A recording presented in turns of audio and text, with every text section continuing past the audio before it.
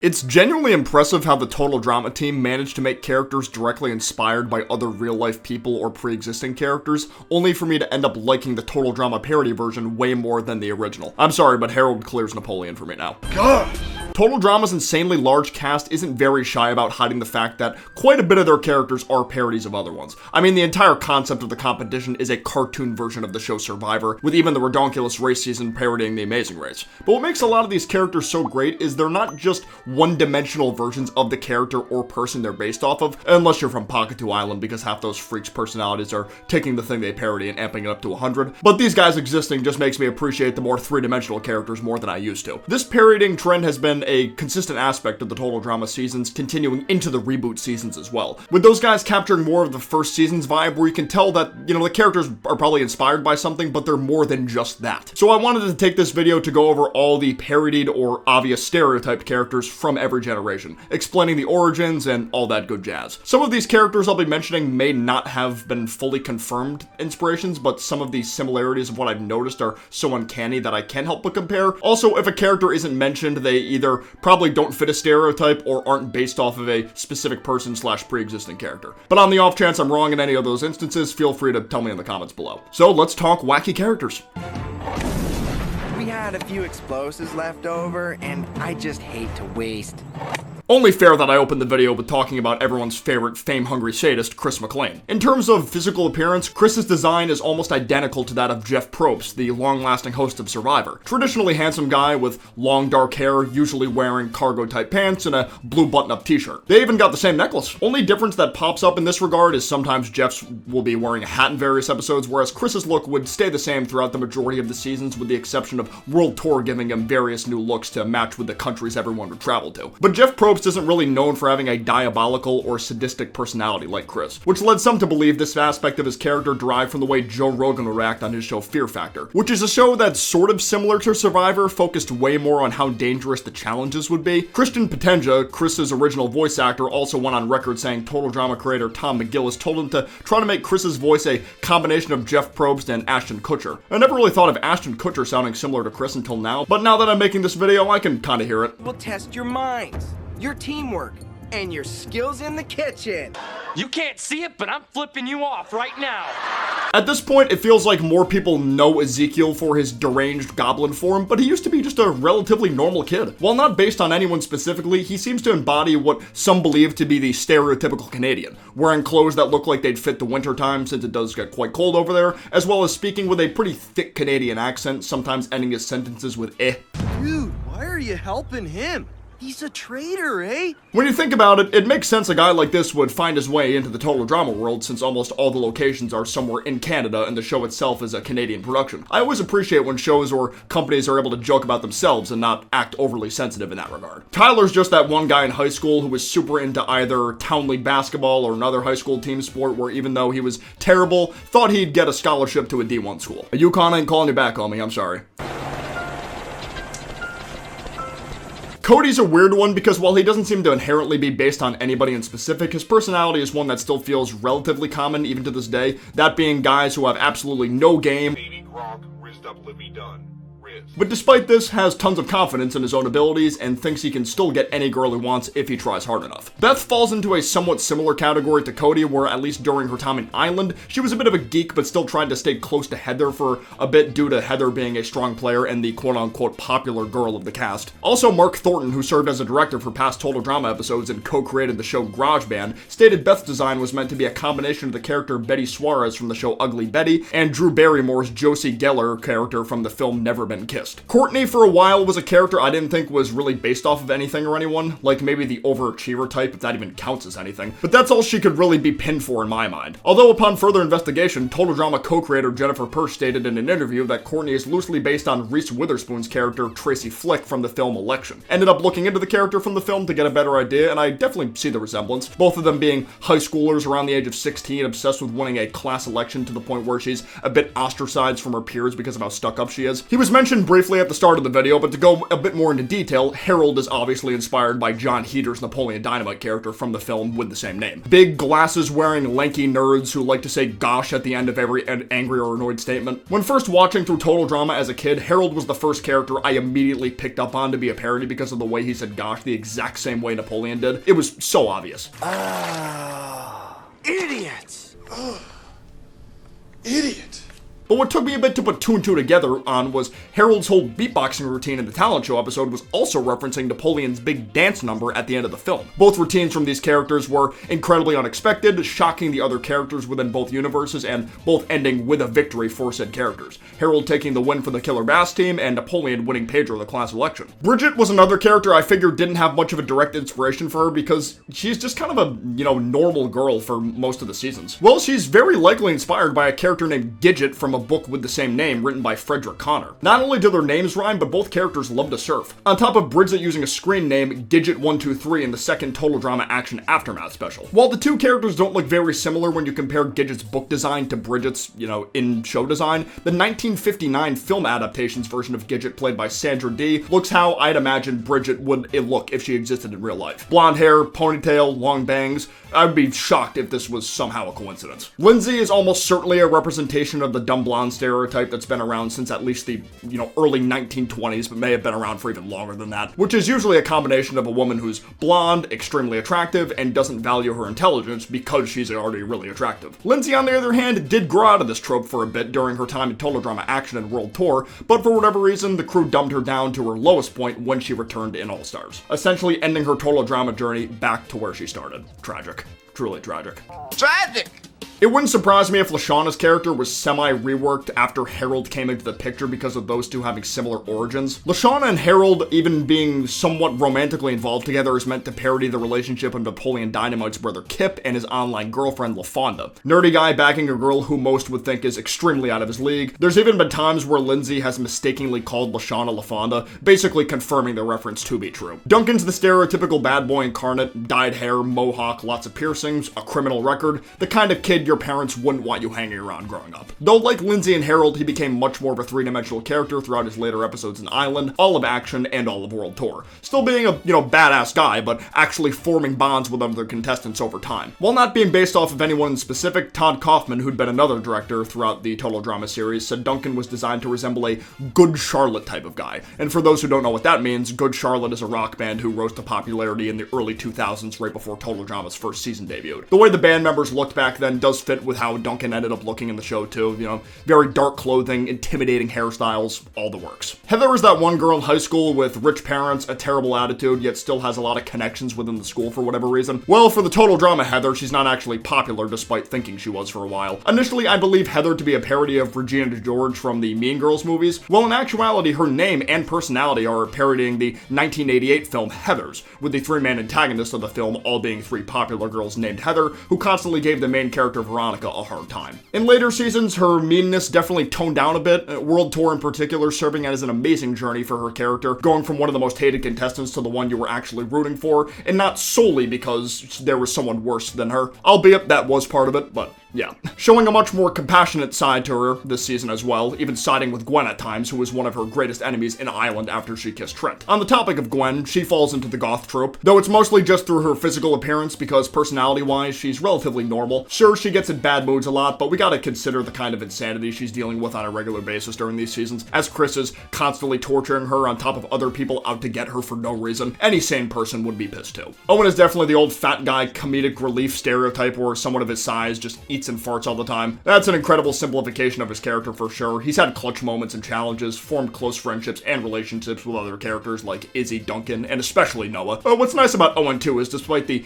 eating and fart jokes being main staples to his character, he's still able to act as great comedic relief in other ways than just that, like with his fear of flying, being hypnotized by Alejandro, or simply getting hurt in general. Not many are able to be as consistently funny as he is. It's also likely a lot of Owen's traits were taken from the first ever Survivor winner, Richard Hammond, Hatch. Both guys were pretty heavy at the time, being naked on camera several times, and having some financial troubles after winning their respective seasons. Sierra is any fandom's black sheep worst representation that makes people scared to even get into a piece of media that would attract someone so insane. Most fandoms out there have at least one Sierra, I feel. A common name for this kind of behavior is, celebrity worship syndrome. Being so obsessed with someone or something you idolize to the point where it controls your entire life. So when you take Sierra and put her in a show that she's obsessed with to an unhealthy degree, people like Cody have to suffer the most from this behavior. It's passable to watch in a show like Total Drama because none of it's real and Sierra had mellowed out a bit later on to the point where Cody didn't find her as threatening later on, but it should be pretty self-explanatory that behaving like that in real life is never okay, and it's wild how I'll still see videos of celebrities or influencers have their boundaries violated by fans so severely. But I digress. Everyone knows Stacy for how annoying she is, never shuts up about being supposedly related to every noteworthy person in history and did fuck all in challenges. Figured she was just based on those kids in elementary school you'd hear bragging about their families being important. Well, apparently her physical appearance is a parody of Vicky Pollard, a character from the series Little Britain. The hair colors are different, with Stacy being brown-haired, but the two of them have very similar body types and wear almost identical pink track jackets. B/Beverly is a blatant parody of Silent Bob from the Jay and Silent Bob movies, both of them never speaking, having similar body types and clothing style too. Plus B's high intelligence shown through the various inventions he's made on the fly could be a reference to the fact that whenever Silent Bob has talked, it's usually something pretty insightful. The only way you could deal with them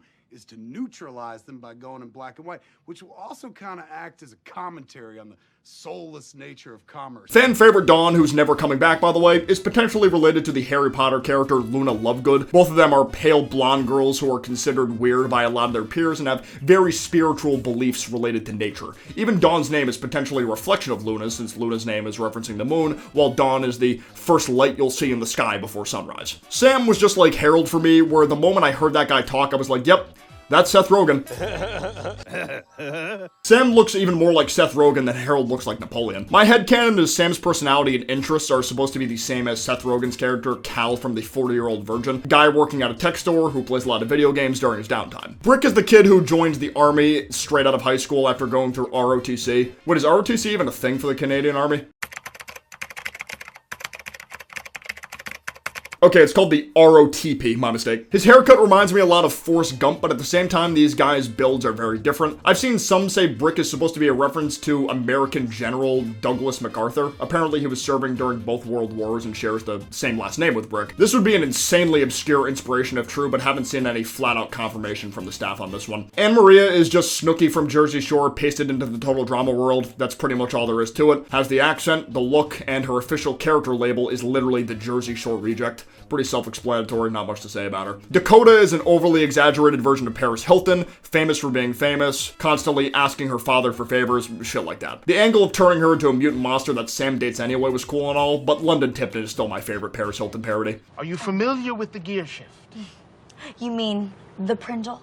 While Mike's DID was portrayed in an overly cartoonish way since his Revenge of the Island debut, I feel like it didn't really fit into an actual stereotype or common character trope until Mal's introduction. Mal being a thing adds these guys to the evil alter ego category, which feels like it's been done in tons of shows now, with one of the oldest and most notable portrayals of these being the case of Dr. Jekyll and Mr. Hyde, where even the person's physical appearance could change depending on who's controlling the mind. My personal favorite adaptation of this has to be Vinegar Doppio and Diavolo from JoJo. Araki was cooking gourmet meals with those two characters. Jo always struck me as just another Eva, but more in control of her emotions and much better at strategizing. Well, it turns out if you're a Glee fan, you would have known quickly Jo is a parody of Jane Lynch's character Sue Sylvester. Even though I never watched Glee, this character was the one I'd see the most of in promo material or random clips on social media. The resemblance is there for sure. Tall, short-haired blonde woman in tracksuits who easily push others around and, get people to do her bidding. Scott was one of the few Total Drama main antagonists to be based on another Survivor contestant that was considered an antagonist. That man being Russell Hantz, who, like Scott, played the game in a pretty devious way by sabotaging other people's stuff. It would give the Total Drama crew enough time to devise a character around him because Russell's debut season aired in 2009,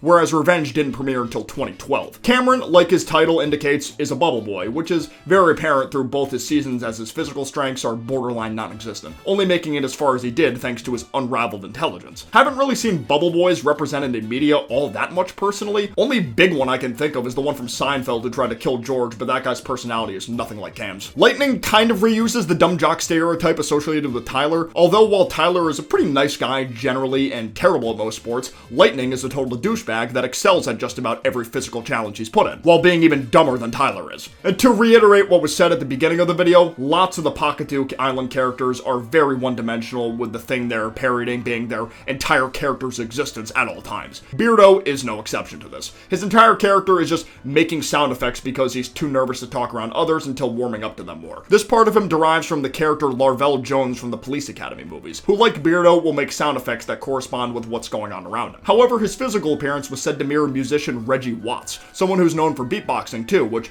Beardo does sometimes, but not all the time. Leonard is someone who takes live-action roleplay to a whole different level. Bro actually thinks he's got magical powers. It was said on a no longer active Refresh TV blog that Leonard's character is based on Augie from the movie Role Models, sort of serving as a pseudo shout-out to the people who roleplay other characters on social media accounts. Amy and Sammy I'm pairing together because the two of them make up the evil twin trope, which feels like a concept as old as time at this point. Seen it here, seen it in Jimmy Neutron, Powerpuff Girls with the Rowdy Rough Boys, you get the gist. Like Anne Maria, Ella is one of the least subtle parody characters out of any season. She looks and acts exactly like the Disney princess Snow White, with the only main difference between them being Ella's dress is, mainly colored pink, whereas Snow White's is a combination of blue and yellow. Ella also sings most of her lines, which attract animals as well, be it leaving Dave to be her Prince Charming after he put her shoe back on. But that part's more of a Cinderella reference than Snow White, but the basis is still there. Topher's a lot like Sierra, just a little bit more toned down in the sense that he's very obsessed with Chris in particular, to the point where his entire character arc is trying to take over as Total Drama's new host. According to one of the Total Drama producers, Christine Thompson, Topher was partially based on American Idol host / radio personality Ryan Seacrest. I can sort of see the resemblance. Didn't think Dave would actually make it into this video at first because of how normal he acted, for the most part, but apparently the old Refresh blog post said he was based on Mitch Martin from the movie Old School. Even though these posts aren't accessible anymore, I gotta take the word for it because that'd be a weirdly specific thing to make up. I just don't even really see the resemblance though. Like, yeah, they're both pretty normal dudes, but later on in Old School, Mitch ends up going all in with the fraternity shenanigans. I guess Dave kind of tried at different points in Pocketuck, but was mostly just playing along, not actually enjoying it, as he was trying to stay on Sky's good side in hopes of dating her. Max is almost certainly a combination of Blofeld from the James Bond movies and Dr. Evil from Austin Powers. He technically falls more in line with Dr. Evil, with both of these guys being more comedic relief villains who aren't actually all that intelligent or threatening, but the gray jumpsuit Max wears originated from the Blofeld character first, so there's that. Jasmine is one of the few characters to compete in Total Drama that's from another country, specifically Australia. Her range of knowledge about the wilderness / general survival skills she has were inspired by Steve Irwin's daughter, Bindi, and Angus MacGyver, a character from the MacGyver TV series who is an incredibly skilled American secret agent. This has been mentioned in my previous Total Drama videos before, but for the sake of this video, Sugar is a blatant parody of the reality TV star Honey Boo Boo, both of them being blonde-haired southern girls who compete in beauty pageants and named after a sweet-tasting food ingredient. Not the most subtle parody in the world, that's for sure. Sky is another pretty normal character personality-wise, so that aspect probably wasn't taken from anything pre-existing. However, the Refresh blog stated her athletic ability and drive to compete in the Olympics were inspired by two real Olympic gymnasts, Gabby Douglas, who's won 3 gold medals since competing in 2012, and Mary Lou Retton, who competed all the way back in 1984. Sean's name and fixation on the zombie apocalypse are both references to the 2004 zombie comedy film Shaun of the Dead. The way Sean is spelled is different, which I assume is because the movie spelling version is more common in European countries. That film consisting of only actors and staff from the UK. Physically, Sean always looked like a fusion of Shaggy from Scooby-Doo and Jude from 16 to me, but maybe that's just me. The Redonkulous race season definitely shook things up a bit for the Total Drama series, replacing Chris temporarily with a new host and having all the contestants work in teams of 2, which by extension made this season consist of more contestants than any other season to date. Because of this, I'm going to be talking about the characters together with their designated pairs as opposed to going over all of them as individuals, except for Don, who will be the one exception. Like Chris McLean being directly based on Jeff Probst, Don is based on the Amazing Race host Phil Kogan. Fashion bloggers Tom and Jen are more or less the OCs of the series creators Jennifer Persh and Tom McGillis, but physically they bear more of a resemblance to the hosts Stacy London and Clinton Kelly. Apparently Tom's character was meant to be openly gay, much like the real Tom, but it's possible this couldn't make it in due to network interference. That's just my guess, since during that time having openly gay characters in cartoons with young audiences were extremely rare / borderline non-existent. I'm glad to be past that time period though. Mother-daughter duo Kelly and Taylor are likely a reference to Regina George and her mother from the Mean Girls adaptations, both of the mothers thinking they're the cool moms while simultaneously spoiling the hell out of their kid, while Taylor and Regina are extremely rude, showing, next to no respect for their moms. At least Taylor did start to straighten out a bit towards the end of Redonkulous Race. Mickey and Jay are not based on anyone specific, but if you're a total drama dweeb like myself, you'd know their designs were originally meant to be used for Cameron when Revenge of the Island was being developed. So when Cameron's design was changed almost entirely in the final product, the originals would be repurposed for the Adversity twins. I'm sure people out there have either seen or personally experienced parents getting divorced only to have a new step sibling you can't stand. Chet and Lorenzo are exactly that, cranked up to 100. But their dynamic is actually pretty funny in my opinion, and like the mother-daughter duo mentioned before, both these guys learned to grow closer over time. While B from Revenge of the Island was only a Silent Bob reference, Rock and Spud, the rocker duo, complete the Jay and Silent Bob parody altogether. But there's also the possibility these guys are meant to parody Wayne and Garth from the Wayne's World movie. In my opinion, they look more like Jay and Silent Bob. Let me know what you guys think. Dwayne and Jr. follow the dynamic of the dad who tries way too hard while the kid constantly eye rolls out of embarrassment of his dad's goofy antics. Crimson and Ennui reuse the goth trope that Gwen has always been known for. It's just these guys are way more extreme with their love of the dark trend than Gwen ever was, feeling the need to wear makeup 24/7, and if that makeup were to be removed, they have complete mental breakdowns. Stephanie and Ryan are the most toxic couple you know that still stays together despite how awful the relationship is at its core. This isn't really anything new to the Total Drama series in particular because Duncan was the first and lasted longer than the Dater team, yet it feels like the dynamic between Ryan and Steph is a lot more toxic, and mainly on Stephanie's end. It's also possible these two are very loosely based on Lenny and Karen from the first season of The Amazing Race, both being black couples who were eliminated in challenges that took place in India. Devin and Carrie are the best friends in shows that inevitably end up dating by the end. Sometimes this works, sometimes it doesn't. While Jacques doesn't appear to be based on any figure skater in particular, José was potentially created as a nod to José Chouinard, a Canadian figure skater who finished in the top 10 in her category at the 1992 and 94 Winter Olympics. There's no confirmation on this next part, but the fact that these two are the villains of the season makes me think they could have also taken inspiration from the characters Strauss and Fairchild from the Blades of Glory movie, where those characters were a brother-sister figure skating duo that served as the film's main antagonists. Then of course we have MacArthur and Sanders, who are Total Drama's versions of actresses Melissa McCarthy and Sandra Bullock respectively. Their names are clearly based on the actresses' real names, but their roles as police cadets parody the movie The Heat, where both actresses play cops who are constantly at odds with each other's work style. It definitely feels like the newest cast of Total Drama characters had the least amount of stereotypes / parodies going on. That being said, there's still some in there. MK is Total Drama's Aquafina, specifically her character Constance from the 2018 movie Ocean's 8, both characters wearing beanies and being skilled pickpockets. Seems like MK's voice actress Kimberly Ann Trung was trying to make the character sound like Aquafina too, with a notably raspy tone to her voice. While Raj doesn't seem to be based on anyone, his buddy Wayne is named after the famous Canadian hockey player Wayne Gretzky. The two guys look fairly similar as well, with long light brown hair styled back. Z is what we like to call a PG version of a stoner. The guy is super laid back, almost to a fault for most of his screen time. Soda equals the devil's grass. Chase is your least favorite YouTuber who got rich by garnering an extremely young, impressionable fan base. It wouldn't surprise me at all if the Paul brothers were used as baselines to create this character. Emma falls into a similar category as the girlfriend that will appear in these vloggers' videos, usually being messed with. Most of these kinds of instances are staged from the real-life YouTubers, but Chase actually straight up tortures Emma for content. Julia is also a creator / influencer, but sort of functions in the opposite way of Chase, in the sense that where Chase is unapologetically himself regardless of what kind of actions he takes, Julia is the one that fakes positive vibes to her fan base while acting like a complete degenerate behind the scenes. Funny enough, Julia eventually embracing her true self would garner her a brand new fan base. A toxic one, sure, but as long as she has followers, it doesn't really make much of a difference to her. Bowie's kind of a combination of inspirations. Showrunner Terry McGurran said Bowie's name was taken from the famous singer David Bowie, while his personality could be a parody of Big Brother contestant Frankie Grande, due to him falling in love mutually with another contestant that thought they were straight at first, only to later realize their true feelings. While we haven't gotten a confirmation of another Total Drama season being in the works with the new cast yet, it would be cool if we saw one. It just kind of depends on how good the US viewership numbers turned out, because I for one would be very curious to see what other parody type characters we could get. Give us a Total Drama version of iShowSpeed, that'd be funny. Huge thanks to my gold tier patrons BFP4, Izzy Torium, Draconis, and London Morse. You guys' support really means the world to me. If you enjoyed this video, don't be a stranger to leaving a like down below and subscribing for more content like this in the future. But for now, I will see you guys next time. Peace out, take care, bye bye.